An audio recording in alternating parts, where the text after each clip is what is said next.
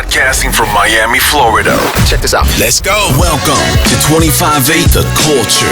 On who's hot and who's not. Everything hip-hop. Turn it on, turn it up, get it loud. Here we go. You're now vibing with 25-8 The Culture.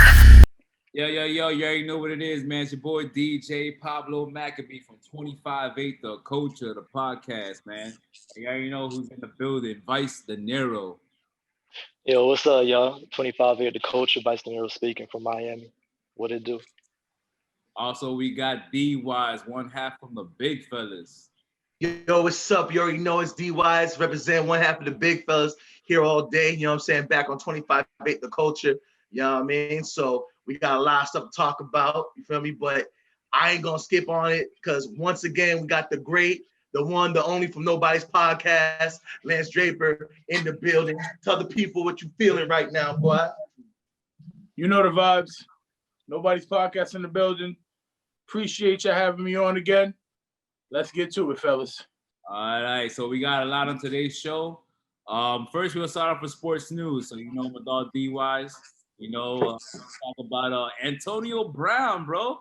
There's rumors talking about he might be going to Tampa Bay to go play with Tom Brady. You know, I think a lot of people are probably actually excited about that. All right, so, you know, real quick, just to hit up, it's not, might be, it's official. Antonio Brown is a Buck, and he's linking up with that boy, Tom Brady. So he's going to have another target. So the Bucks are doing good already. A lot of people have said, you know, they don't know their ceiling. They don't know if they're going to go to the championship. They haven't knocked out the possibilities to actually go to the Super Bowl and win it.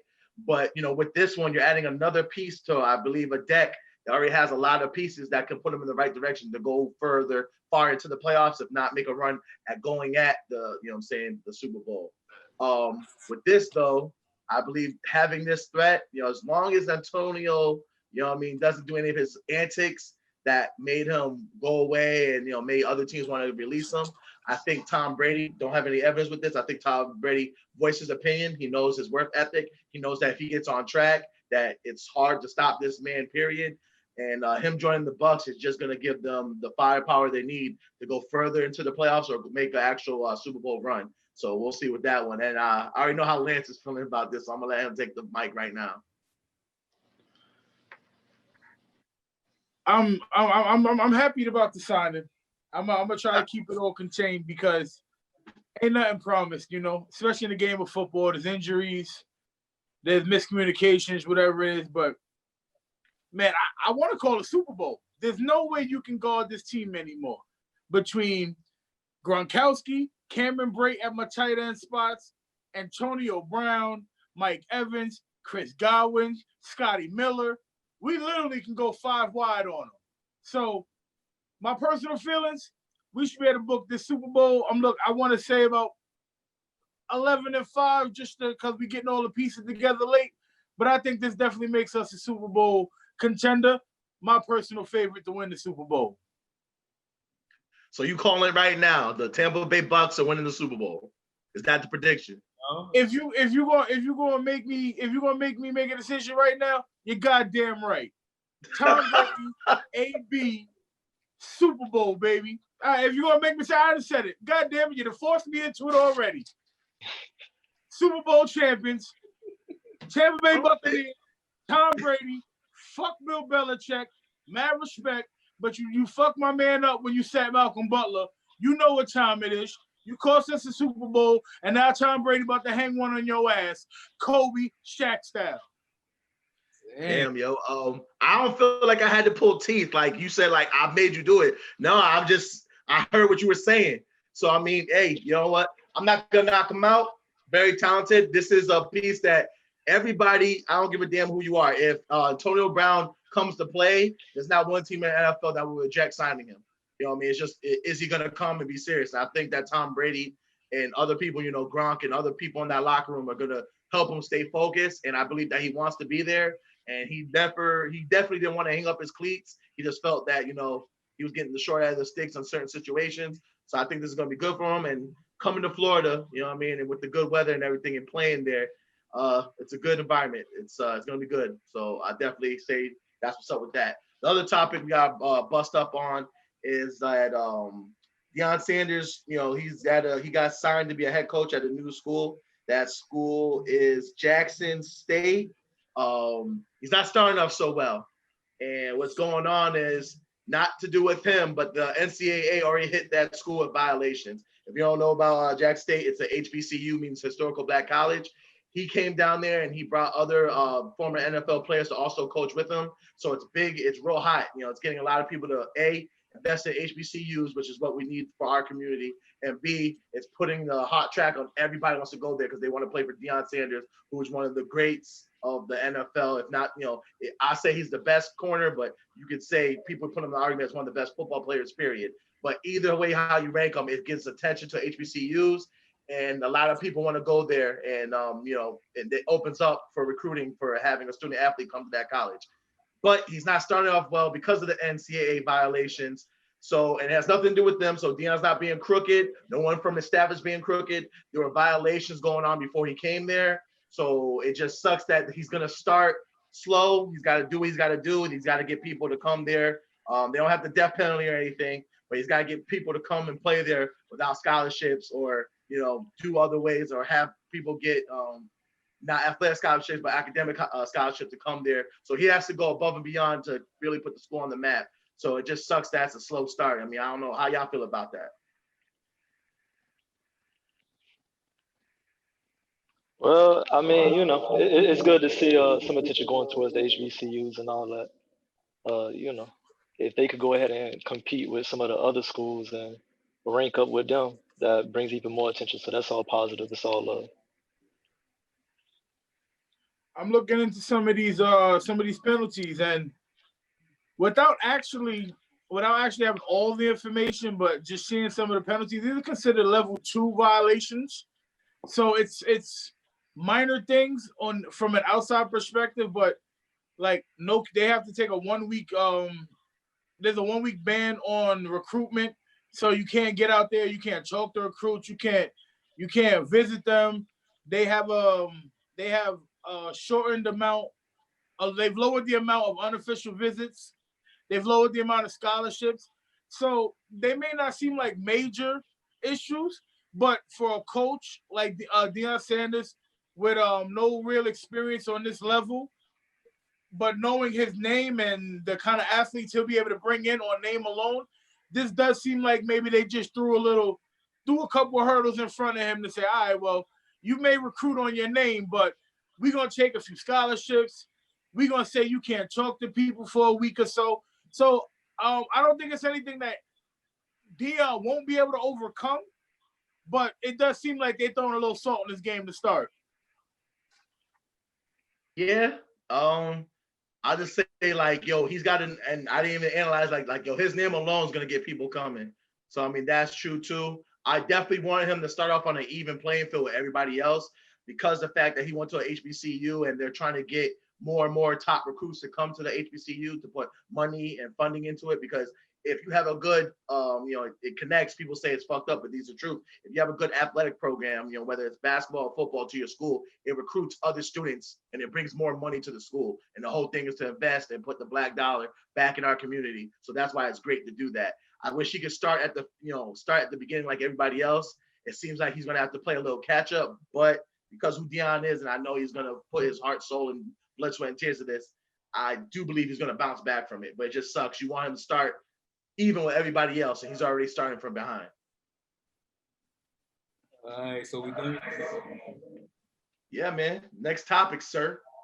All right, so let's move on to the music. So right now there's a Verzuz battle that they were trying to set up between T.I. and Busta Rhymes. And Busta Rhymes, you know, he came at T.I. with this aggressive message, man. Like, you know, like, he a beast out here. Anybody that want to come against him, like, he don't care. He'll battle 2 or 3 people. And honestly, I personally believe, like, Busta Rhymes will win almost any battle out here, in my opinion. You feel me? Especially against T.I. Not saying that T.I. doesn't have a catalog for himself or whatever like that, but coming against Busta Rhymes, even though T.I. is trying to say, like, there's a generational gap, which there is, but I just feel like, yo, they can go hit for hit. In my opinion, Busta Rhymes will win that battle. I don't know what anybody else's opinion on that, or how they felt about how T.I. kind of denied the versus battle. And like, yo, to be honest, like most of these battles haven't even been battles. It's just been showcasing their talent and have been doing this in a cool and brotherly way.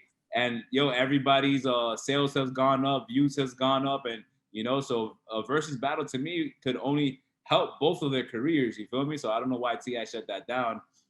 So I don't know who wants to talk about that. I mean, I could speak on it.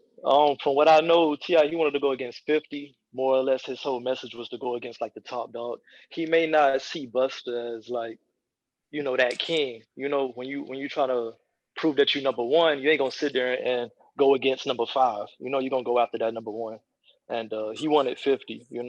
Busta also from New York. He'd prefer to go after. And then also, if you look at it, Jeezy, 50. This is all like 2001, 2002, 2003. Busta been in since like what, 92, 93? Yeah. So, 94 probably. So, like, yeah, it's a generational gap. He probably wants somebody from the same generation. He probably wants somebody that when he wins is undeniable. When you go against number 5, number 4, number 3, you still got to go against number 2, number 1, and he's just trying to get it over with and just prove that, the South can compete with the New York niggas too. Oh, I ain't supposed to say that, right? I can't say that. We on YouTube. Nah, man. You Gucci, dog. You Gucci. Nah, you big money boy. You big money boy. We done with Gucci. We bang Gucci. We rocking our own shit. I'm gonna be honest. I didn't like the way T.I. handled this. Yeah. I mean, okay, I'm gonna be honest. From the moment he said he had 5 classic albums, I'm basically done with him. I'll be honest with you. 5? You ain't got 5 classic albums, dog. Yeah. So the 50 beef or the 50 verses that would have happened, I don't think he wins that battle. Nah. 50 will run the first 2 albums and the G Unit compilation, and that would have been done. If we're being honest. T.I.'s got good records, but he wasn't beating 5th. One of my personal favorites that I feel like people are scared to call out is Cam. Don't nobody want to sit in a versus studio and go my best 20 against your best 20 with Cam. I would have loved to see T.I. call out Cam. But with the Busta situation, he has a valid point about the generational gap. You know what I mean? The gap in the music. But Busta's been around a long time and he's been consistent with music for the most part. He can cut out all his early material. Like, I'm not gonna say all, but let's say the real early material. The leaders of the new school. Like, that material, we can cut that out. And let's just go from when Busta was a solo guy and move on. He has features now that are fairly recent and still bang. Let's be honest about it. I just think T.I. didn't want to risk losing to someone that like you said, maybe in people's eyes isn't on his caliber. If T.I.'s here, he may see Busta here. But to lose that battle down here, that does more harm than good. Yeah. I mean, my personal opinion, I feel Busta was right in his aggressiveness against, T.I. That he's like, yo, I'm a beast and I'm an animal. If you think otherwise, then you should step up to this competition and we should just run it. You feel me? And I felt like by him saying that he wants to go against even 2 artists, is saying like, look, I'm gonna take 2 artists and go against them and still win this competition. You feel me? Also, too, it seems like T.I. is willing to entertain a versus battle with Young Jeezy, which may possibly actually happen. And to be honest, too, I don't feel like T.I. can even beat that battle with Jeezy because everybody, at least down south, everybody know that Jeezy that nigga. You feel me? So I'm like, I don't see like, T.I. and Jeezy, like T.I. even having an opportunity. I feel like people are definitely gonna be biased because Jeezy that nigga. You feel me? Like T.I. may be like, somewhat of that nigga too in a business sense and a music sense, but I just feel like Jeezy's music is just way better to me, in my opinion. As a DJ, I could get the club rocking with more of Jeezy tracks than with T.I. tracks, and I don't really play too many T.I. tracks to begin with. But that's my personal opinion. If it came to a Jeezy and a T.I. battle, I feel like Jeezy would demolish him. You feel me? Like we're talking about the Snowman. We talking about Thug Motivation 101, 102, 103. Which is what wakes up real hustling niggas in the morning and gets them in that mood. Yo, you can ask anybody. Like when I go out and I want to have a good time, I tell myself, what would Jeezy do? You feel me? And Jeezy would definitely win a versus battle against anybody in the South. Personally, I believe, like especially from Atlanta. That's my personal belief. All right, so I'm gonna bust it down real quick, yo. He asked for this smoke because when he first did it, he got on his social media. He called Kevin Hart in Philly, and he was talking about there's been this shit between Atlanta versus New York, all that other crazy aggressive shit, whatever. So what he did was he put out 50 busy doing his money, whatever. I don't care. That would have been stupid because every rapper out there admits when he came out with Get Rich or Die Trying, the game was fucked up. That was just one album. The game was fucked up for one album. I don't think anybody, if he just sticks to every song on the track from Get Rich or Die Trying and fuck everything else, he can murder so many people's mixtapes. And by that, I'm not saying the actual mixtapes. I'm talking about let me get a song for my first album, my second album, my third album, my fourth album, my fifth album, mix it all together. These are my best hits. If 50 just shows up with Get Rich or Die Trying, he annihilates everybody. That's why I was like, what does T.I. want to battle? Does he want to battle Power of a Dollar? You feel what I'm saying? Does he want to go after the Massacre? Or does he want to go Before I Self-Destruct? Like, which one did he want? Because he didn't want no smoke with Get Rich or Die Trying. I'm not playing down his other albums. Don't get twisted. I fucks with 50. But do you really want to get in the way of a train? You feel what I'm saying? Do you want to be on the track and get hit with that train? Because Get Rich or Die Trying is one of those albums that you can play on and not skip. There's so many albums in our lives that we can say, let me put this on and not skip it. There's even some of my favorite things I'm like, oh, skip number 3 and go to number 4. But that Get Rich or Die Trying is play it, no one touch shit. You feel what I'm saying? Don't skip, don't talk. I'm listening to it. And I feel like so many people can repeat that album word for word. That's one of those albums. Now let's get to the Busta Rhymes thing. Busta Rhymes stepped up to the challenge. Like like Lance said, we don't have to go to Leaders of the New School, which is like about 1986 when that group hit the scene. Everyone knows about the famous breakup when they're on the bridge on Yo MTV Raps. We can skip all that. You know what I mean? We'll go to his one solo, get his features, you know what I'm saying, and solo albums. To say that's a generational gap to me is a coward moving back and down. You could just say, honestly, I didn't want you. I wanted 50 or I wanted somebody else. That's cool. You know what I'm saying? It's an insult and slap in the face to be like, that man hasn't been grinding and has generation shit. When he definitely did so many freestyles, so many new songs, and was featuring on so many people's stuff. And I really feel like if Busta was just to go with his featuring, not even the solo album songs, if he were just to go with these are the songs I was featuring versus T.I. shit, I think it'd be a problem. Because not only does he have a good flow, but he's actually a lyricist. So it's T.I.'s lyricism versus Busta Rhymes' lyricism. That's not a good battle right there. Now let's get down to him possibly, which makes it look like a bigger bitch move, him possibly battling, what's the brother's name?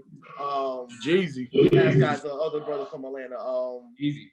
Jeezy. Sorry, I couldn't think of his name. No disrespect to Jeezy. That would be so bad for him to battle Jeezy because now not only you kind of punked out with the other New York shit when you was talking big shit about that, you're gonna go against another Atlanta cat.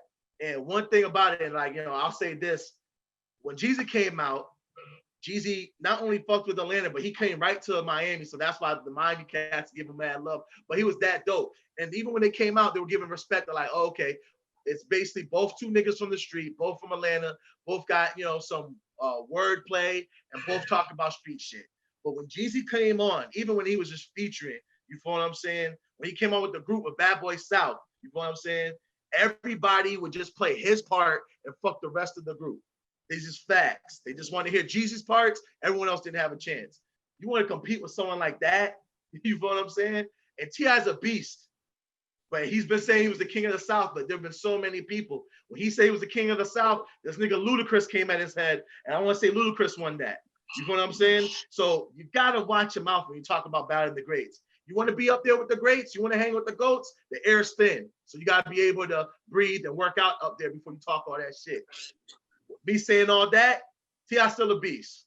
But I'm just being honest. Well, when you talk about the two, what some will call the two top rappers in Atlanta right now, it's not about not being the beast. It's just when two beasts get in there, somebody just ain't the beast they normally are. And that's what T.I. is. T.I., yeah, you laying down a lot of dudes. Man, that snowman coming through, boy. I tell you, you gonna get caught up in the avalanche. Let's just be honest. Yeah. Hey, come on, let's be honest. We was high school, younger when Jeezy was coming out, so you just got the whip. We was rolling out to those Jeezy records. So and then walk a mile off in my Air Forces. Come on, you know what I mean? So and then even Jeezy's latest projects, man, Jeezy ain't missed a beat. Jeezy done got better over time. Like we talked about how Jeezy got it. He choked that shit. That man Jeezy choked growth in business. He talked about putting people on, the elevation of people. This Jeezy choked that shit one record, building up with people in the next record. Jeezy's a monster. T.I. would be lucky to get 4 wins in that versus. 100%. 4. Yeah, I think it's definitely a wash. T.I. versus Jeezy. Jeezy got that hands down.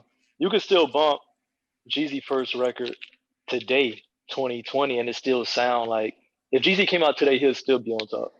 Like as a new artist, definitely. T.I. got some hits. I feel like T.I. is more of a singles artist. When you start to break down his albums, it's like you get track 4 that's hot, but then track 1, 2, 3 was kind of cold.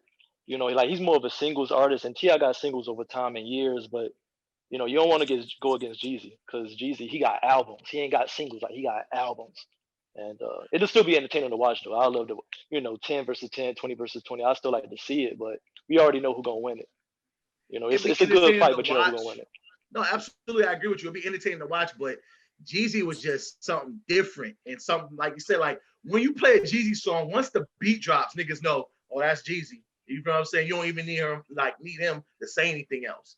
You know what I'm saying? Like even when he was, like I said, messing with Boys in the Hood, everyone else like, oh, that was a good song, but everyone legitly, all they did was they played Jeezy's part and they moved on. That's what every DJ did. So you know he was shining, and that's before he really went to his solo career. You know what I'm saying? I'm just thinking about if it's taking too long to lock up, bring it back. You were short anyways. Bring a stat like that shit right there get you hyped. You know what I'm saying? Come on, man. So, hey, man, T.I. like, you know what I'm saying? Like Lance said, like, yo, the air gets mighty thin up there when you play with the goats. You know what I'm saying? And you a beast. And people, you made a lot of money, and I saw what you did. You know what I'm saying? And you definitely taught niggas how to flip shit real quick and do things. But you know what I mean? You want to do a versus battle? I don't know, man. You better pick on somebody else, man. You going after monsters. Yeah, and that's the hard part. That's the hard part. Like, who would be like a good fit for Tip? You know, because you can't go too high. He might be ranking himself a little bit too high up, and he don't really know where his caliber is at. So like, who is it really? It might be Busta. Like he probably should have just took it with Busta. The better battle was kind of ruined early because the problem was we had a lot of people ducking these verses. One of my favorite, but I feel like was just a bad battle, was Jada versus Fab. Yeah. It was way too early for New York to be going head to head. But you could take Fab and say, you know what, T.I., we could go out and do that. And that would be the perfect battle. Because some people don't even really feel Fab. Fab is filthy. Absolutely filthy. But he don't get the credit he deserves outside of New York, because I know people in New York that don't even really listen to Fab like that. And it blows mine. You listen to all this bop-ass bullshit, but you ain't listen to Fab? They dropping too. So I think that's where he went wrong. That would have been a good battle for him. Yeah. Okay. I mean, that would have been good. You know what I mean? Fab been coming down to Miami like, yo, I always said like, yo, bar for bar, like Fab been saying some shit that made you, we don't do it nowadays. You know, people don't do it nowadays, but Fab used to say some shit, you'd be like, oh, play that back. And just the way he switched things and said it, like, oh, damn, that nigga got bars. Like, that was one of my favorite, like, yo, stop and repeat. You know what I'm saying? Like, hold on, play it again. Cause he just said some shit. My mind didn't catch it on the first time. You feel me? Yeah, man, he's a lyricist and he's so smooth with it. You know what I'm saying? I just caught one and I just came to my brain and I want to know how y'all feel about it. I wouldn't mind seeing T.I. up against Lloyd Banks. Oh man, T.I. will feel offended about that one. Hey, this ain't about him. I felt offended. He called out 50. So, Banks got bangers though. If we're being honest, Banks got bangers. Yeah. So you still trying to do like the New York versus Atlanta? Like you still gonna keep up the thing with that? Oh, That's what he wanted. That. Absolutely. Absolutely. But that's what T.I. wanted. He wanted that. You feel me? But the people up there, like, we got monsters. You feel what I'm saying? So it's like, you wanted this. So yeah, go handle that. You feel what I'm saying? You may feel insulted by Banks, but like I said, like, Banks ain't no hoe. Banks got hits. You feel what I'm saying? So it's like, you wanted this. You started this. Oh man, I'm tired of New York. They've been looking down at us this whole time. Okay, well then eat this. You feel what I'm saying? And maybe if you win this one, you can graduate and go somewhere else. Then people will give you more respect. Be like, you know what? You can level up now. Now you can go up against another nigga. But like, honestly, I'm being real. If I'm 50, I probably wouldn't even accept the shit. Like, yo, like T.I., you was cool for the South, my nigga, but my album, I got one album that niggas is a classic. He will forever eat off of Get Rich or Die Trying. That's facts. Like, he don't got it. If the nigga did Get Rich or Die Trying and said, I retired from the game, niggas would still hold that as a classic. Niggas didn't know what to do. This nigga was talking shit on the mixtape that niggas didn't hear about Jay-Z. Jay-Z, who's the man, decide I have to respond to 50. That's how much juice that nigga had. You feel what I'm saying? I don't know what else to say, man. Next topic. Yo, so the next topic is Rick Ross and Tory Lanez social media beef. You know, Tory Lanez has just been getting so much heat because of the whole Megan Thee Stallion situation and stuff like that. You know, he's been very quiet for a long time until he dropped that video. I forgot the name of the video, but Praise to the Most High or something like that. Whatever. But he actually came up on IG Live the other day to actually talk about, you know, that he actually has mad respect for Black women and stuff like that. And, you know, he wasn't trying to take anything away from the whole Breonna Taylor situation. But that day that he released his song was the same day that his mother passed and also his mother's birthday. So it just had to be just a coincidence. It seems like Rick Ross has, you know, been beefing with him, you know, talking about, you know, he a little nigga and, you know, stuff like that and whatever like that.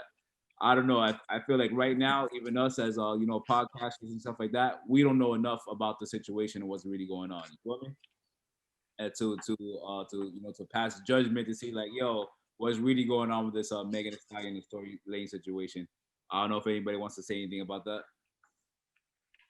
I mean, we touched up about it before. I think you summarized it perfectly. We don't know every nook and cranny, but we did defend it. If the nigga if the nigga did it, then yeah, gloves off. He has to go through all that. He got to get consequences for his actions. That was a whole ass shit. I don't respect that. Fuck him. You know what I'm saying? But if he didn't do it, and because we don't have enough evidence, I'm not choosing a side until I can make a definite stance and decision. Then she's a bitch. Fuck her. If she's fucking up and she's lying this to get some clout and she's making this shit up, fuck her too. She needs to be held accountable. Yeah. I'm that straight on level with it. You know what I'm saying? Because I feel like people are picking sides just so they can get on the bandwagon and get their little clout and, you know, oh, women empowerment, oh, how dare they hurt a sister, this and that, blah, blah, blah. I'm for that if she's telling the truth. But if she's lying, she a lying ass bitch. Yeah. You know what I mean? He a fuck nigga for that. But if he telling the truth, yo, man, we all been put in situations, you know what I mean, that people have tried to use bullshit, especially being a Black man, bullshit and other, you know, ammunition to make some shit up to like stain our name, especially when we on top, because that's when you want to hit you. Now, I'm not saying that's the situation, but it's, you have to, you know, get to the point where nobody knows. There's a lot of holes in the story. So anybody that's ready to pull the trigger, you need to, you know, ease up and figure out what really went down before you make a hard decision. You feel me? Yeah, there's definitely a gray area here. Definitely a lot of information being withheld. And, you know, like certain people say like, yo, like, why is he withholding information? I'm like, bro, I'm pretty sure he has a lawyer and attorney. He was like, look, we got to take this shit to trial. You just can't go ahead on social media and say what happened and what didn't happen. But, you know, he seemed very adamant about, he's like, yo, you've never seen me had a situation with, you know, domestic violence in the past or this or that. You know, he said like, you know, black women have always been the main role character in his music videos and this and that and the third and stuff like that. You feel me? So let's see what comes out of the situation. Vice, you wanted to touch on this topic or no? Yeah, I wasn't here for the last time y'all discussed it. I did watch it though, and I feel like y'all brought like real cool views into it, and y'all made me think about it in a different type of way. You know, for anybody to really try to jump on somebody's side without hearing all the facts, you moving a little too early, and you know you should take a back, so you should chill for a little minute.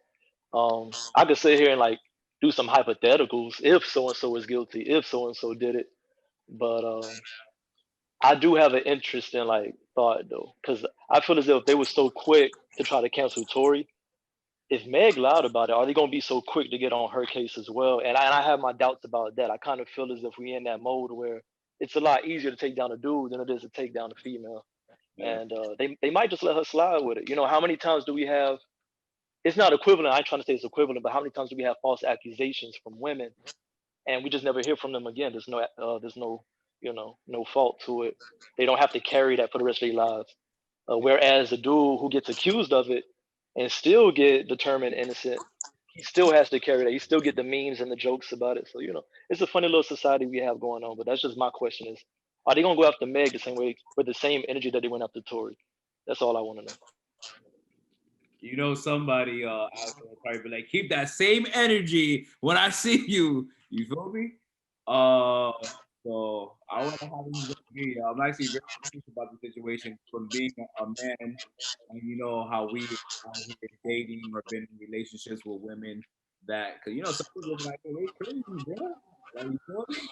And you know, like you tell them get out the car, they don't get out the car, and you just tell them like you ain't dealing with them no more. They try to key your car, show up at the job, and you know try to put you in a bad situation. You feel me?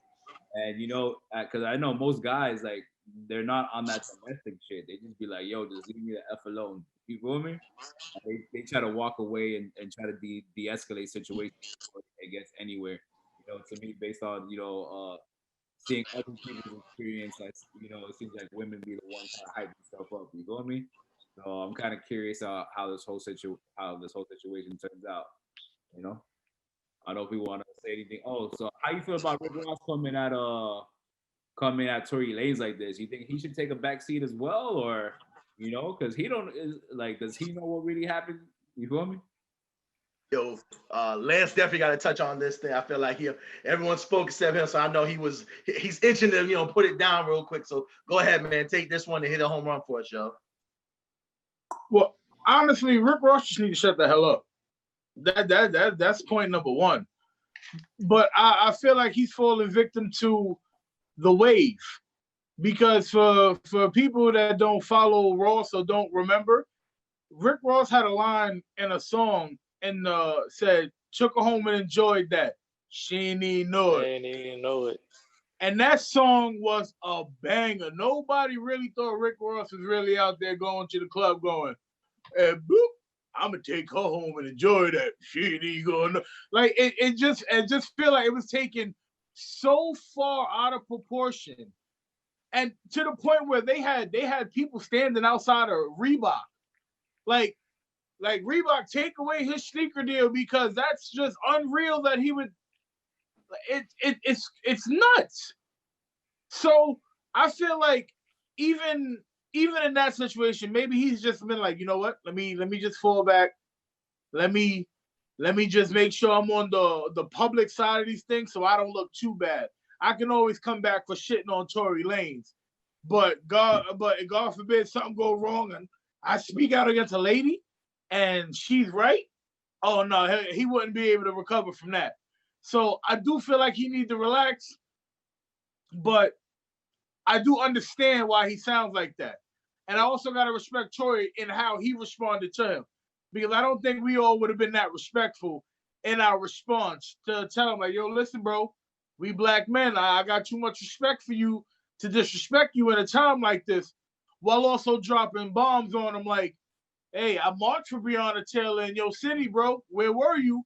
9 days, I didn't see you. Yeah, so I really like the way Tory's handling himself as a whole in this situation, because we we can all understand from being in a situation where everybody's just bombarding you. So and without the facts, so I understand and I appreciate how he handling himself, but without the facts, everybody just fall back. Let's wait for the facts. 100%, I agree. In the world of music, we got a couple albums that people are looking forward to dropping this year.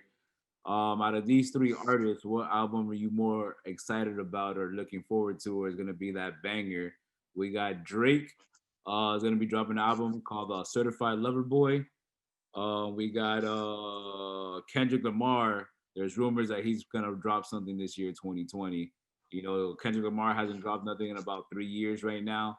You know, a lot of people, like Kendrick Lamar, think like he's like a GOAT. You know, I listen to him here and there, whatever. And also, too, J.Cole got an album that he's gonna drop. You know, so I don't know who wants to say what album's gonna be better, or this or that, or whatever. For me, a Drake project is always gonna be a good project because we got the OVO sweatshop. You feel me? He got the best producers, the best writers, the best everything. It's gonna be fire, bro. There's gonna be a song that you're gonna like, as you like, even if you don't like Drake. You feel me? So. I feel like for sure it's gonna be a good album, whether you like it or not. You feel me? Kendrick, yeah. No, go ahead. I thought you were just going after you. My bad. Go ahead. My bad. Go ahead. No, I was gonna let you finish your thought because, and this is just when like with me, and like I said, I'm a Kendrick Lamar fan. So, and I've been waiting for him to drop something. I have. You know what I'm saying? And I break things down to like Drake makes good music, and I'll never take that away from him. J.Cole does too. You know what I mean? I like all of them. I always wanted all three of them to kind of get on the track, and I wanted them to go back and forth so I could see, okay, he that nigga, like he the man. I was waiting for that forever. I really want him. They always rumored that they were going to work together. I remember they were saying that J.Cole and Kendrick were going to have the best mixtape ever. And then Drake came in and got onto it. I've always been like, there's a reason why this man Kendrick Lamar has a Pulitzer, and the only rapper to get a Pulitzer. He writes, you know what I mean? He's got lyrics. I'm about that, you know what I'm saying? So I just think, now I won't shit on the other two, you know what I'm saying? Because they come with bars, and J. Cole had a dope album, you know what I mean? So it's hard, but it's like, this is just my personal thing. I put Kendrick up there because I think everyone's been waiting for him to drop another album to see what's next. You know what I mean? Like where his mind's at, what you've been doing, what you've been cooking, you know what I'm saying? And you can never go wrong when you have Dre, stitching up your track, you know what I'm saying? And I feel like every artist, if you want to do the solo or if you want to get features, I feel like he's got the respect on every lyricist and rap, you know what I'm saying, to go do a feature on the shit. So that'd be dope too, you know what I'm saying? So I'm just pushing for Kendrick on that one. That, and I'll say this, I always have a problem. Drake makes good music, but there's too much out there that Drake doesn't write his own shit. I always had a problem with that. You know what I'm saying? That's just me though. Some people, he makes good music, that's cool, you know what I'm saying? But when it comes down to pen and pad and what's in your mind, Kendrick's been tested and approved and said, like, yo, everything he does is his, not Drake. Drake makes good songs, but I believe he does get people to add in, fill in, and help him with his shit. That's cool because he does R&B too. You know what I'm saying? So it's all good. Oh man. Yo, I think it comes down to preference because they're all great, like in their own rights. So if you want knowledge, if you want to just be like talk to and feel like you were sitting in the car with him, maybe you want a J. Cole record. Maybe that's your vibe. If you want something you could just pop on and you like, oh, this not. Oh, okay, I like this. Oh yeah, this and everybody love it, you're gonna throw the Drake on. Drake got a little something for everybody. If he got 12 records, he broke that thing down for 3 different groups of people. You all gonna get a little something that you like. Yeah. And Kendrick is for the people that literally they zone. They gonna listen to the lyric, they want to hear it. You know what I mean? So it all comes down to preference. I don't think if you put them all together, you can predict who's gonna be better. I think that's a sound thing when you actually hear it, but it all comes down to personal preference when it comes down to those level of artists. Yeah, I agree with that. It's like 3 different genres you trying to like really compare. It's all preference. Drake, if we talking about Loverboy, then it's probably gonna be some singing. It's gonna be for the ladies. It's gonna be for the radio. It's gonna be nice. It's already October. They ain't got too much time left. So are they just all three gonna drop it all in the same month? That'll be cool. That'll be a real good season for music. But I feel like Drake, when you hear his first stuff, he first getting on, he had a lot more feelings in it. Lately, it's feeling a little bit like less inspired and just more radio hits. J.Cole, he came in bars heavy in the beginning. I was a real fan of him back in high school when he was dropping the mixtapes, and it was just like bars on bars on bars. Like some of the best lyricism I ever heard was just like from J.Cole. And like lately, it's just been, more message than really like trying to be creative. It's more a message. I'm trying to tell you something. And Kendrick, hey, I feel like Kendrick is probably my favorite artist of all time. Kendrick don't need to drop no more albums. He could stop right now. He 4 albums. He 4 for 4. And he could retire right now and still be considered top 5 for me, no doubt about it. So Kendrick could stop if you feel like he ain't got to drop this album. Hey man, like I said, I'm a huge Kendrick fan. I want it. I want it, but he ain't got to do it though. But I want it. Nah, listen, I'm a huge Kendrick fan. I ain't gonna lie. Like I listen to Drake, definitely listen to J. Cole. I listen to all of them. So when it's all said and done, I'm gonna say this: this is gonna be great for hip hop, especially if they all drop at the same time. It's gonna be good. You know what I'm saying? Like everyone's gonna go listen to it. We're gonna get back in our barbershop debates, talk about, oh, did you hear Kendrick number 4? Oh, nah, fuck that. Drake's number this song right here. Yeah, but J. Cole did this. It's gonna open up the debate for discussion. It's good for hip hop. I feel like those 3 guys are like the next in line as far as like, okay, the debate of who's going to be the greatest of their generation. They're all up there. You know what I'm saying? So it's going to be good for hip hop, period. But you know what I mean? I'm still going with Kendrick though. I'm going to be honest. I'm going to go back and listen to all of Kendrick's work in the next 72 hours. Like I'm going to listen to an album a day because the best word for me to describe Kendrick, my opinion only. And I have to say this after hearing how highly you spoke of him. This is gonna be hot. This is gonna be a hot take right here. This is a hot take right here. Let me hear. Kendrick Lamar is overrated. Oh no! You said could hang it up today? Nah, bro. No. He can hang it up today. Listen to his albums. He can hang it up today. You gonna come back next week? I didn't go that far with it. I ain't go that far with it. You know what I mean? He's still a beast though. I want him to do more. You feel what I'm saying? Like I feel like the people have been waiting for him to drop something else. So as far as hanging up today, I won't say that. But in his defense, he said if he hangs up today, he would be his top 5. He didn't say, you know what I mean? So you gotta respect that. All right. You know All right. Let me add more to that. I say because it's 4 for 4. How many rappers you know that has 4 albums and all 4 is good in a row? Like you know if you just got to do it. Like who? Davies. Like who? Dave. Okay, now you an NY dude. You're an NY dude. You're an NY dude. Davies is a monster. But he said Davies. So yeah, you're an NY dude. I'll let you add that. It's preference. It's preference. Yo, so I'm gonna agree with Lance on this one. You feel me? Like I'm not a big Kendrick Lamar fan. I'm not saying that I don't like some of his music because it's very inspiring. You feel me? Of some of the music that I've heard over the years, you feel me? But I've never been pushed to the point that I actually listened to a whole album. So maybe that's where I'm at fault at. So I'm gonna have to do the same thing. Like, yo, maybe this week I'm gonna make it my objective to actually listen to 4 albums of Kendrick Lamar. You feel me? So but it's like you guys say. I mean, like you guys say, it's all perfect. Like, what are you looking for? You feel what I'm saying? Like, if we're talking about lyricism, you might want to put this person in. If you're talking about, I just want a great beat, you know what I'm saying? And something I can play while I'm with, some hoes and shit like that, you might want to put this person on.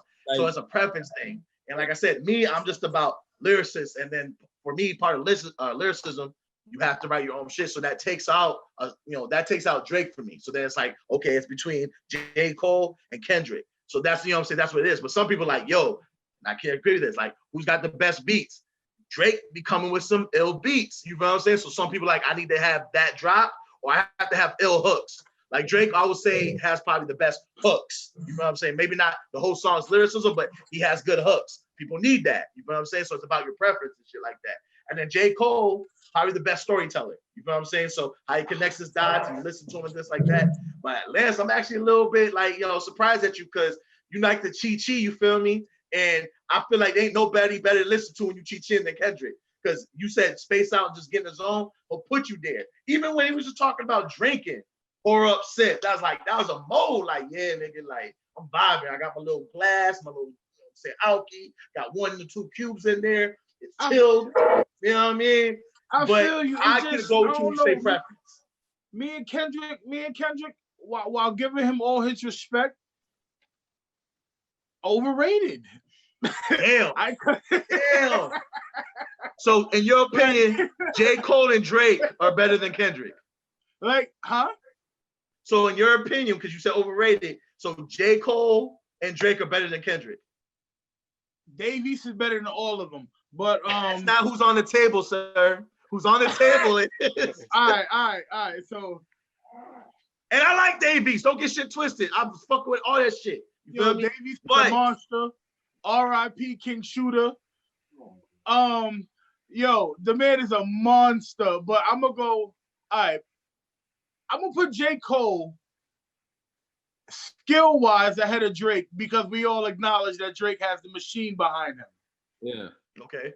But if we just talking about like, you got 2 options and neither the 2 albums, I'm probably gonna go Drake's catalog. Like if you were just like, these 2, I'm gonna pick Drake over all of them. So I don't know how clear of an answer that is, but that's how I would have to rate that. So Drake and J. Cole is above Kendrick in your opinion? No question. While Dave East is above all. Next topic. Wait. I can't believe I done heard everything. Next topic, sir. I'm gonna say P. P. You're a DJ. For sure, you're not going to the club and playing Kendrick. Like I can at least acknowledge that. You're gonna probably play Drake. You ain't gonna play no Kendrick at the club. Like that's not the best. You need to play Drake at the club. I 100% agree with you. Like because he's got good hook. When you at the club, you want something. The beat has to be banging. That's one. You have to have great hooks. So that way, when he shuts off the music, the crowd says the hook. Like that's part of being a DJ. So I can understand. Now I wanted to put J. Cole and Kendrick in the club. You need that Drake. That and it's gonna relate to the girls. It's gonna relate to the guys. You can feel in the club vibe with that. But you know what I mean. But I believe when you're driving home by yourself, you got to put that Kendrick in. You know what I'm saying? You can make you just whatever. But next topic, because we're gonna talk about this all day. I already know how this is gonna go. That Kendrick, I guess. I guess we're going to the next topic, because I can see this. Because I'm agreeing with Lance on that one. You feel me? But I gotta have to spend a week to listen to all his. Like the thing is, he would have been on my radar. You feel me? So it's like, why am I going right now to go spend a whole week of my life to try to put it on my radar? I guarantee we doing another episode next Friday. Y'all gonna come back and say, "Okay, I see what you was talking about." Nah, I mean, I'll probably not Lance Draper.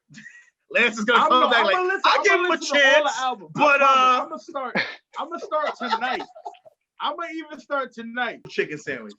So Wendys wants to get in on the craze of the Popeyes chicken and Chick-fil-A chicken sandwich. They want to get in on it. So they said they got a bigger fillet, it's juicier, it's more tender, I'm sorry. And they're trying to compete with that. They're trying to get in on it because, everyone's been talking about Popeyes versus Chick-fil-A. And, it's like, that's all there is. So Wendy's, they said they got a new chicken sandwich. It's supposed to be better than everything else. And, they already came out with it. So they're telling everyone to try it. So I guess the thing is like, is it too late for them to get in the game? You know what I'm saying? Because it seems like Popeyes and Chick-fil-A kind of had their time. And I feel like it might be a little too late. And B, is anybody willing to try it? So speaking for myself, since I fucks with Wendy's, I will try this new chicken sandwich. You know what I'm saying? Because I was one of the niggas that I didn't know about Chick-fil-A until I came down south, feel me? So when I tried it, I was like, okay, this is good. You know what I mean? I don't know why niggas pray before they eat the sandwich and shit, like it was set down by Jesus Christ himself. But I tried it. They were a little too nice for me at Chick-fil-A. I'm gonna keep it real. Like, when someone's a little too nice, like they over nice, you think they up to something. That's how I feel about Chick-fil-A. Like I feel like for me eating this chicken sandwich, and you always say it's my pleasure, that you done something. Like you and son doesn't deal with the devil. Some bullshit. I don't know. That might not be true, but I just feel weird about it. You know what I mean? So I tried that one cool. Then when Popeyes came out with their shit, and niggas is like, that line was from the East Coast to the West Coast. I like Popeyes chicken in general. So I'm like, this is a good chicken sandwich. So I told everybody, yo, Chick-fil-A cool, but Popeyes got the best one. You know what I'm saying? Especially if you like Popeye's chicken. But now Wendys is coming out, and since I've been fucking with Wendy's since the diss album that Wendy dropped about 8 years ago, you know what I'm saying? Niggas forgot about that. But Wendy be spitting bars and going at everybody else on their Twitter and shit. So now, like, I feel like I'm obligated, you feel what I'm saying, to try Wendy's chicken sandwich. So I hope it's good, because if it's not, I'm gonna be talking mad shit about it. Everybody know how I feel. That Chick-fil-A, that's some greasy shit. Emphasis on the shit. Like that shit is terrible. So I'm gonna be honest. Anytime you put a pickle on the chicken sandwich, I'm out. So I don't get that part either. the fucking Popeye chicken sandwich, it's cool. It's like, all right, I'm gonna be honest. I read something. It said it's 22 chemicals in the sandwich. So I had a 22 chemical joke, but I'm gonna save it. But that shit is like half breading and half chicken. Oh. If you catch it on a bad day, it's like 75% breading, 25% chicken. So that's not a real sandwich. But Wendy's shit is valid. So Wendy's food is valid. So I'm gonna try it, but don't put no fucking pickle on my sandwich. It's the dumbest shit I've ever seen in food. Tell them to hold the pickles on some G shit, because what they're doing, how they're doing it, which no other chicken sandwich is done. So to show you that I do my research, they're putting lettuce, tomato, and pickle on the chicken sandwich. And none of the other spots put lettuce on their chicken sandwich, you know what I'm saying? Or tomato. So I wasn't really a big pickle. Wendy's. Yo, Wendy's. Popeyes. Oh, Wendy's, okay. Wendy's fast food is pretty decent overall. I fucks with their burgers. Yeah. Burgers is decent.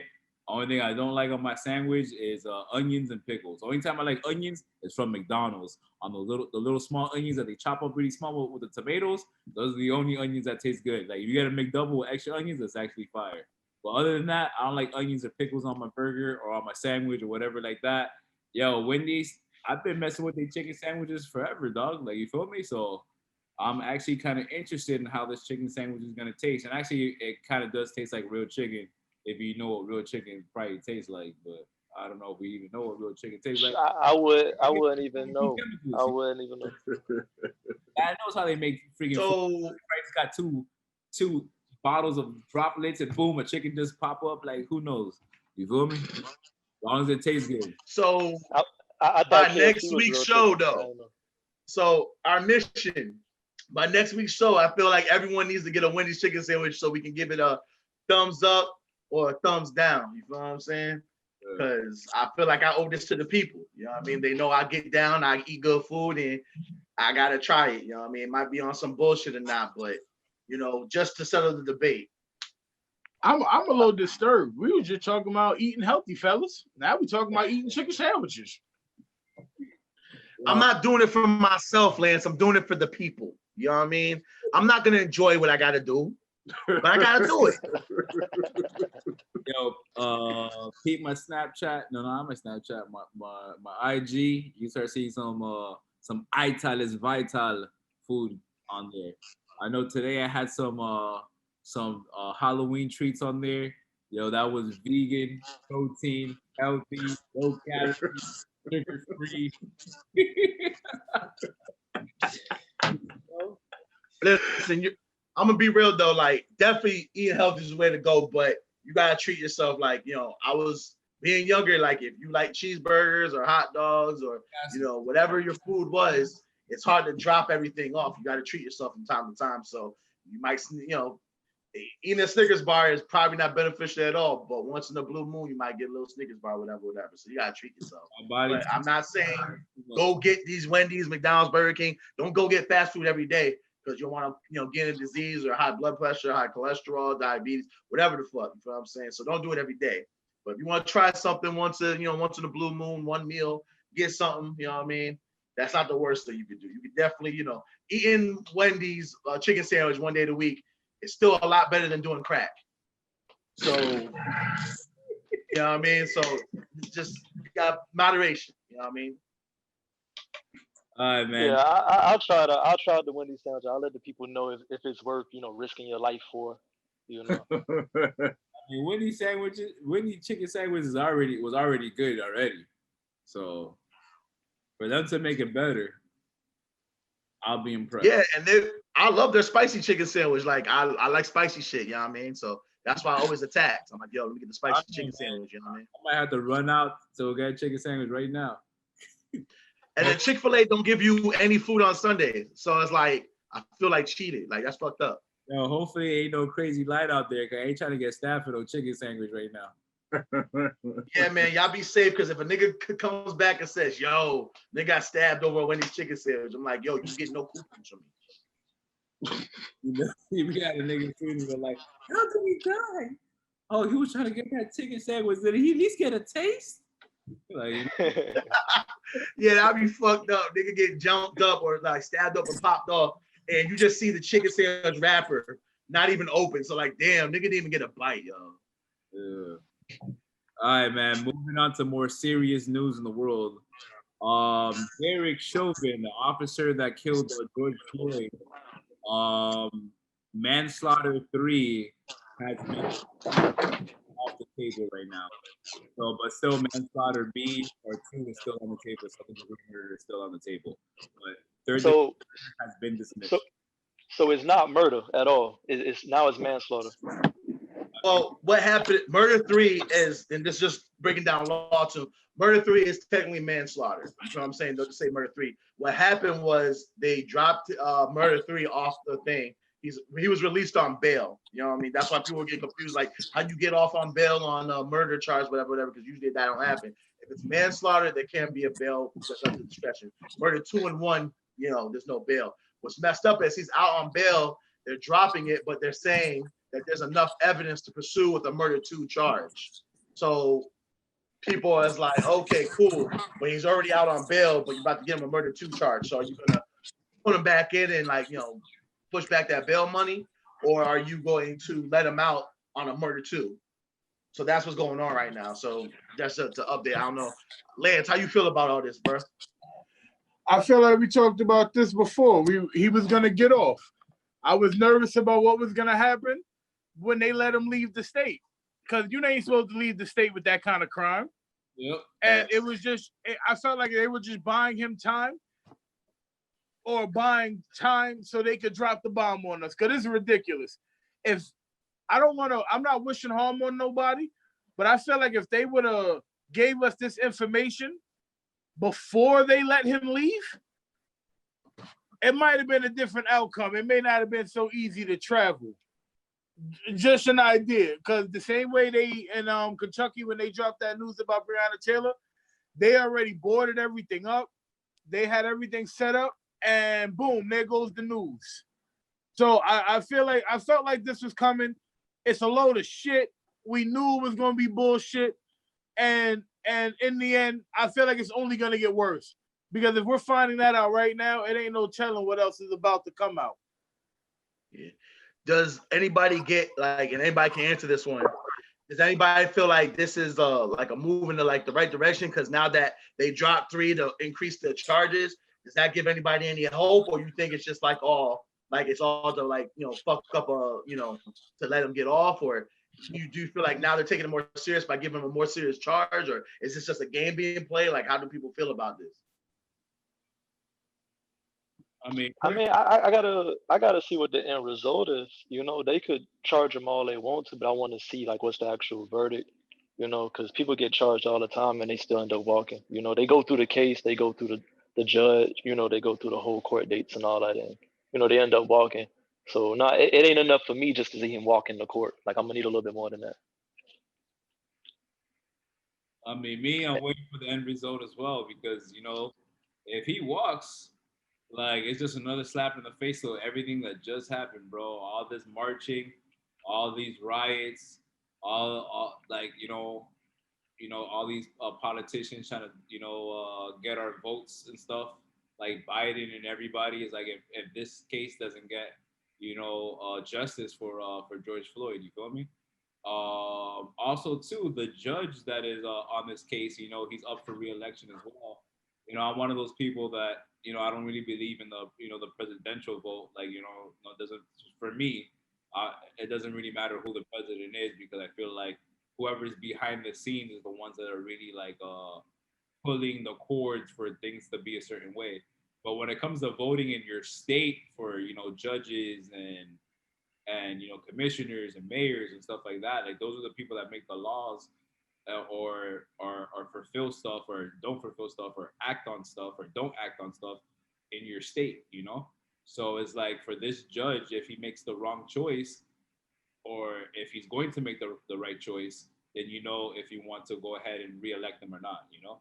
Also too, we can go in his past and look at you know, other cases that he has dealt with to see if you want to re-elect this judge or not. So, you know, this may be like this judge's biggest case that he ever had to deal with, especially like this case is on a world stage at the moment. You know?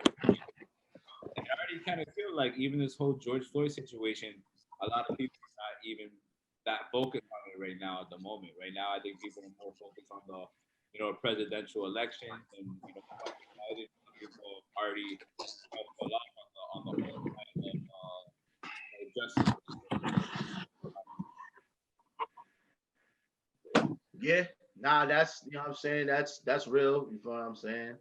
Um, Nah, I agree with that, but like what I don't want anybody to do is like, I feel like what you see right away when you vote for the, you know, your state official. So, you know, the mayor, you know, local official, I'm sorry, from the state down. So like the governor, the mayor, people, judges that sit on the, you know, the bench, you know what I'm saying, all that stuff. I feel like you see that impact right away.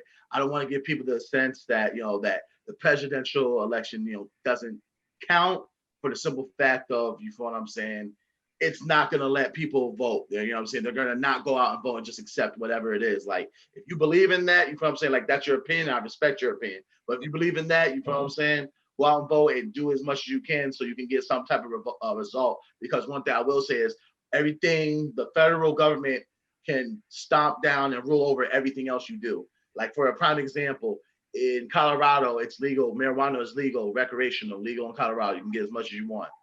But every so often, the feds come in and shut it down and shut down shop at spots. So they got to rebuild. They lose money. They got to do it all over again because it's legal statewide, but it's not legal federal. So you got to pay attention a little bit to what's going on federal, especially when, like, you know, Supreme Court judges, they rule on things like they're going to repeal possibly Roe versus Wade. So you kind of want to look at the presidential race, because whoever wins that is going to put in a judge that gets to sit there for the rest of their life and rule on a fact that could change the rest of history. You know what I'm saying? If they repeal Roe versus Wade, women, you know what I mean, that's no more abortions. You know what I'm saying? Legally.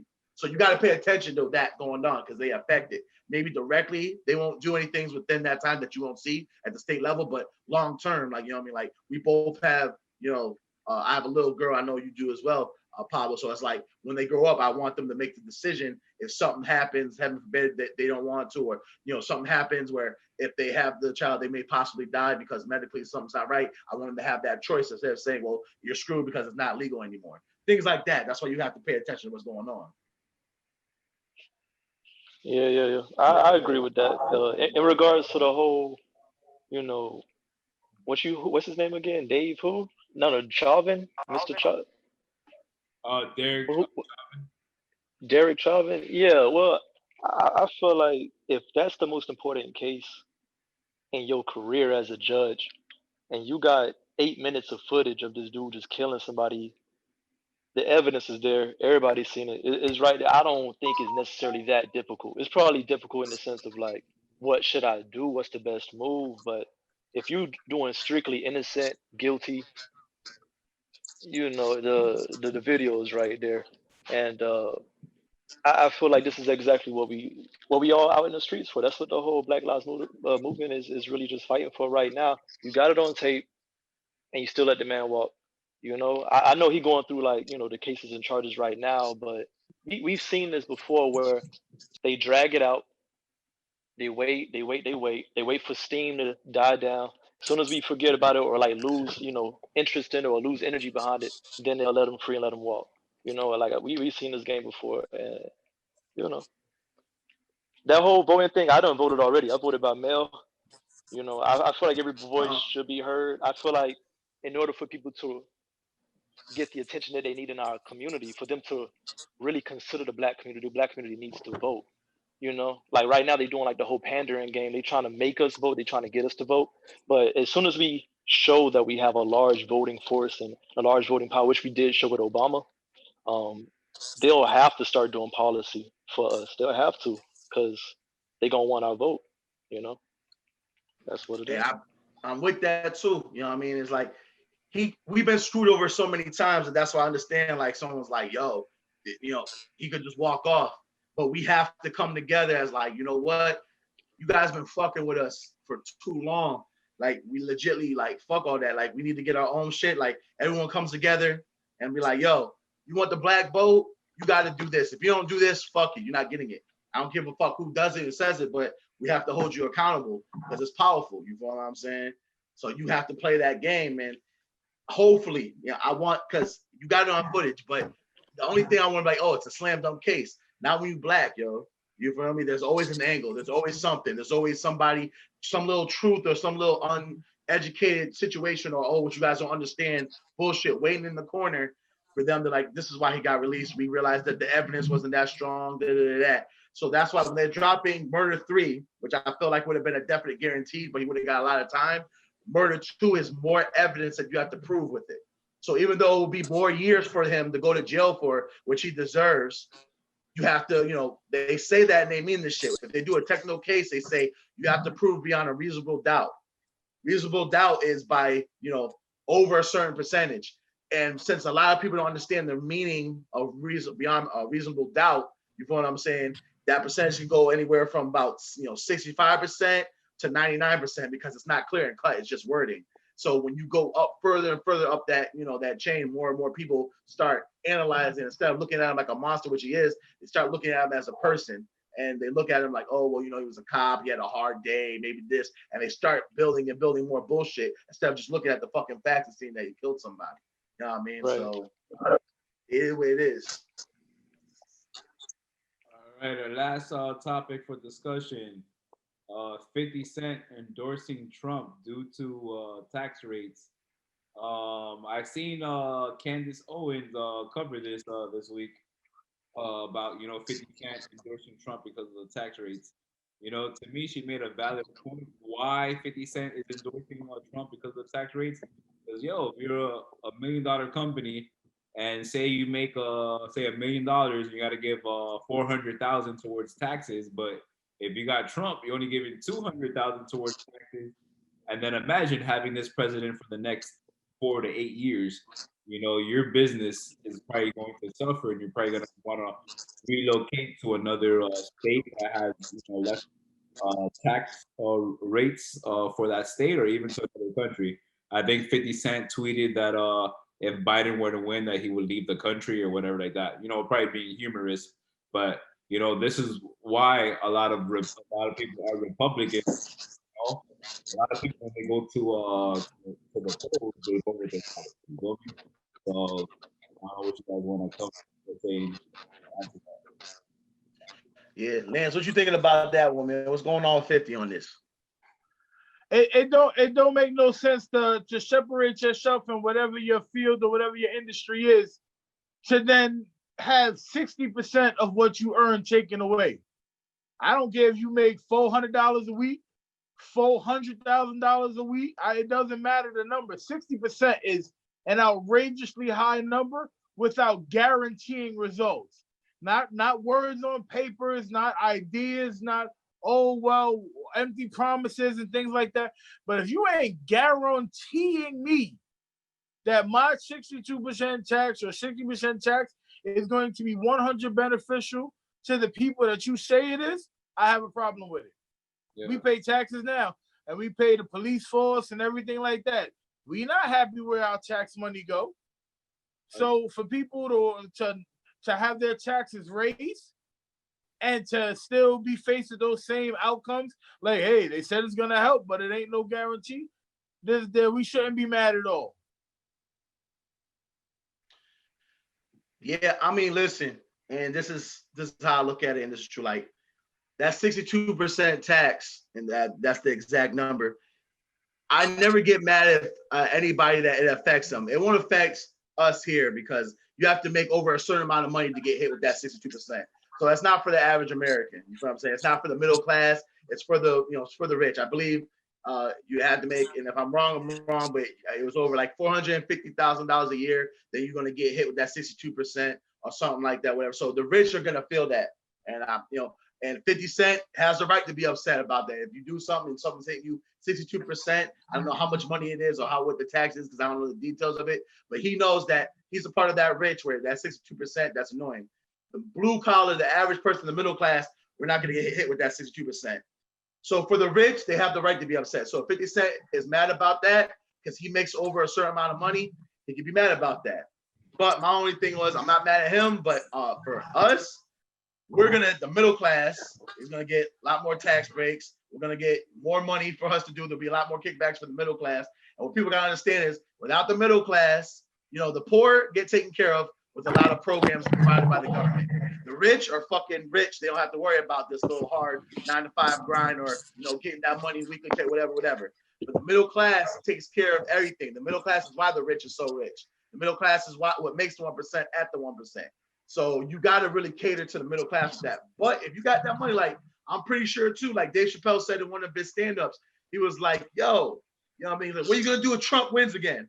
He said, probably get a magnificent tax cut. Like, you know what I'm saying? That's his truth. Like, that's real talk. You know what I mean? So I'm not mad at 50 with it. I kind of would like, I know he knows the game of like, as far as the struggle and coming up. So you kind of want someone to plug in on it, but you can only to react to what you got faced in front of your face sometimes. So I understand why he's mad. I don't share it because I'm not there yet. You know what I'm saying? If I get there, I don't think I'll be a Republican, but shit, I can't think of what's the billionaire's mindset. That shit might be on some pissed off shit. If I got $1 billion, they're like, oh, by the way, 62% of it. So I'm like, hold up a second. But right now, I gotta speak on my mindset right now. You know what I'm saying? So that's how I feel about it. Yeah, I mean, I feel like everybody should vote for their best interest. I can't be mad at 50. The tax situation is gonna affect him greatly. That's one person versus the majority of people that ain't got it like that. I believe it's if you make above 400K a year, that's the ones who's really getting hurt. I'm pretty sure like most of the nation ain't making 400K a year. So every person should vote for their best interest. That's what a democracy is, right? That's what I heard. That's what they taught me in school. I don't know how much that's worth, but that's what they taught us.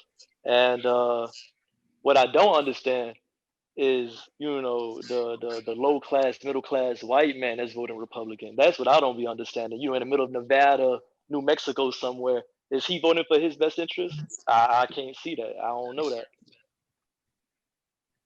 Yeah, I've always said that, like, yo, I don't get why somebody that, someone that makes less than me or someone that might make a salt more than me or whatever the fuck it is, I never got that. I'm like, bro, like, we live in the same neighborhood. So, you live in the same neighborhood, someone like that, chances are you make around the same money. So I never got something like that. Like, bro, like, you bust your ass like I bust my ass. We both got these, we in decent neighborhoods, we in houses, but you're not rich. You're doing well for yourself. You know what I mean? You don't own the company. You ain't, and probably at your lifetime, you're not going to. You know what I'm saying? You're going to retire at this age, whatever. You'll be, you know what I'm saying? We all live comfortably.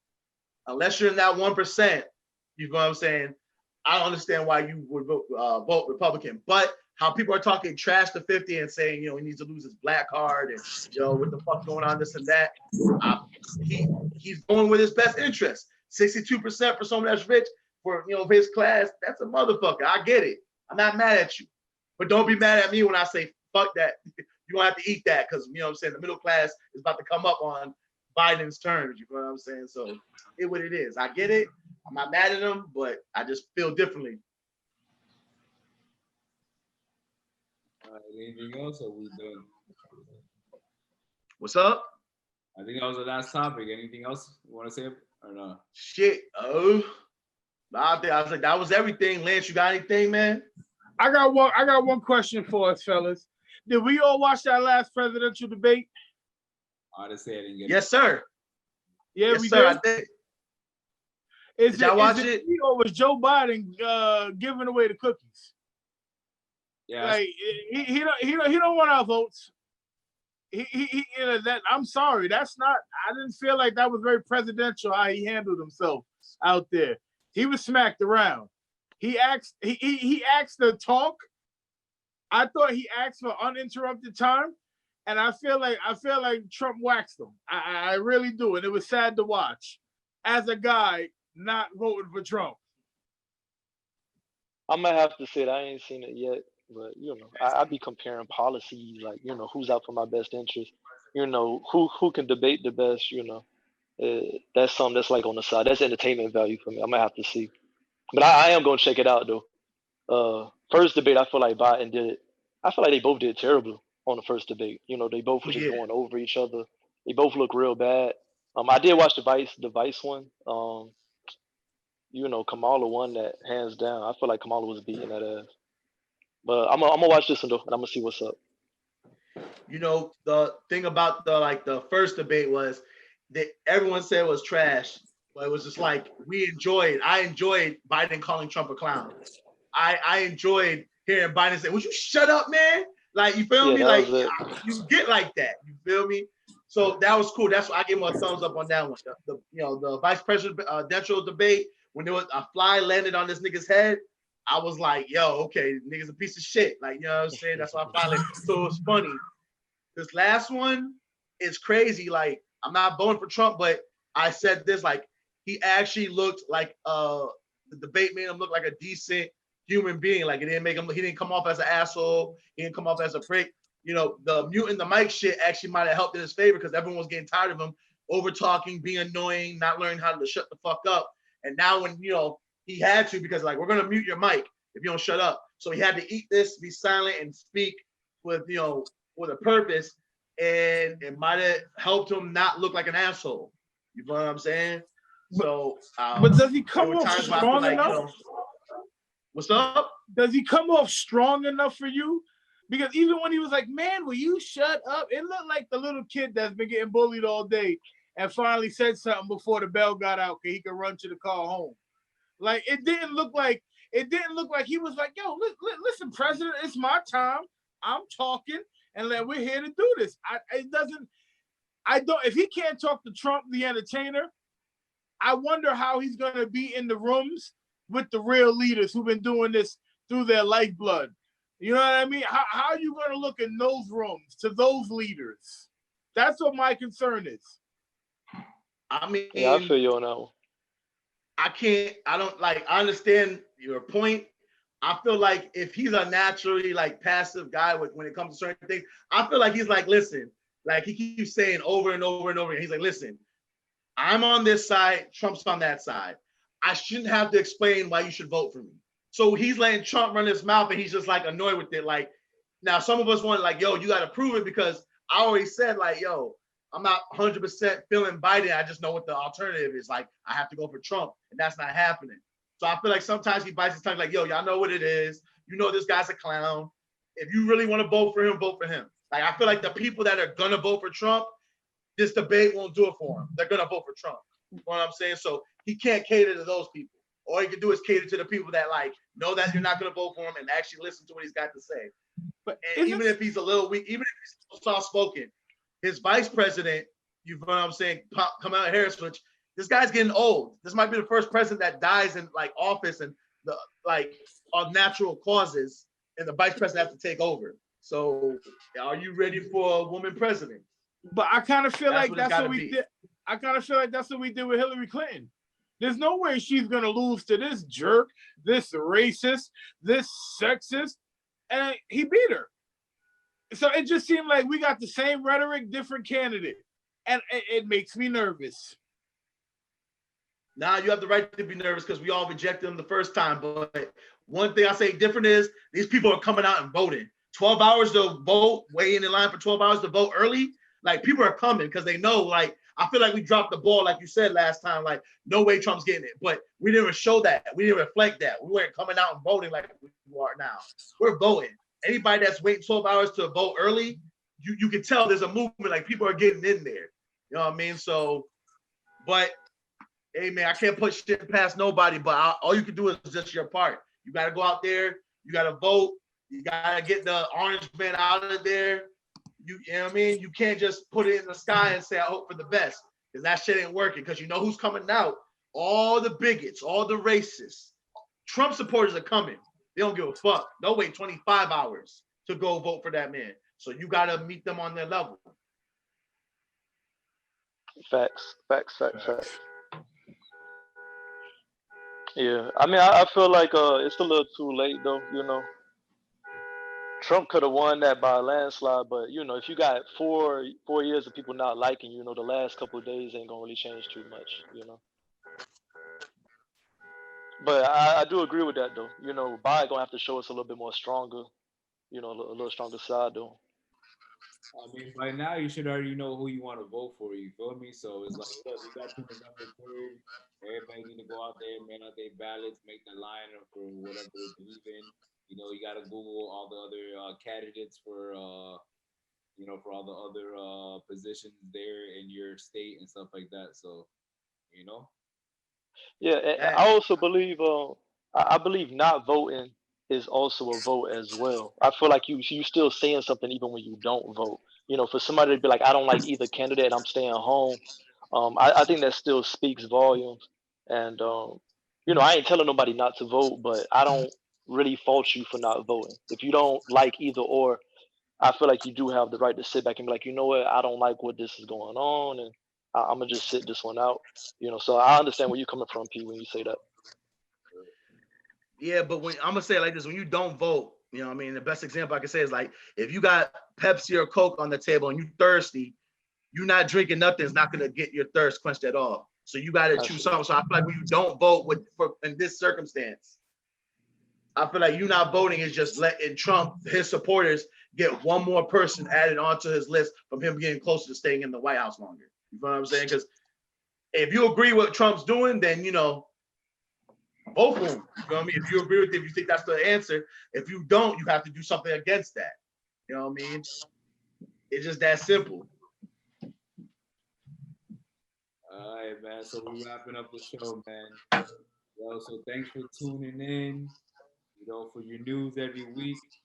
Vibe with us, 25-8 The Culture, Nobody's Podcast, Big Fellas, Vice De Niro, Big Money Boy Lance, D-Wise, one half of the Big Fellas. Yo, shout out to Big Country too. You feel me? Everybody go ahead and give you shout outs. You already know, man. Yo, appreciate everyone tuning in. You know what I mean? We do this all the time. Talk about the hottest shit ever. You feel what I'm saying? Definitely shout out to everybody that, you know what I'm saying, tune in. Definitely shout out to Lance. Always appreciate you, brother, when you come in and bless the mic with us. You know what I mean? Much love, much respect. You feel what I'm saying? And yeah, man, 25-8 The Culture. You already know what's going down. D-Wise, Big Fellas all day. You know what I mean? That's what it is. Yeah, see y'all next week.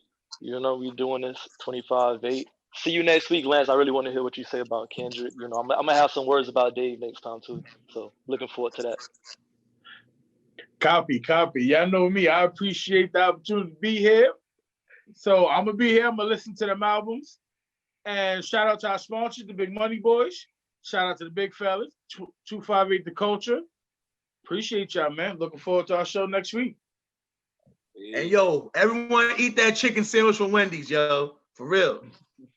Yo, Wendys need to send us a check. And some free chicken. That's a fact. And some free chicken sandwich. Absolutely. Yeah, let us try it on camera. Just like send us, No, man, just send us we got family, so send us at least $100 gift card. An extra $100 so we can pay a bill out over here. Yeah, for real. Each. All right.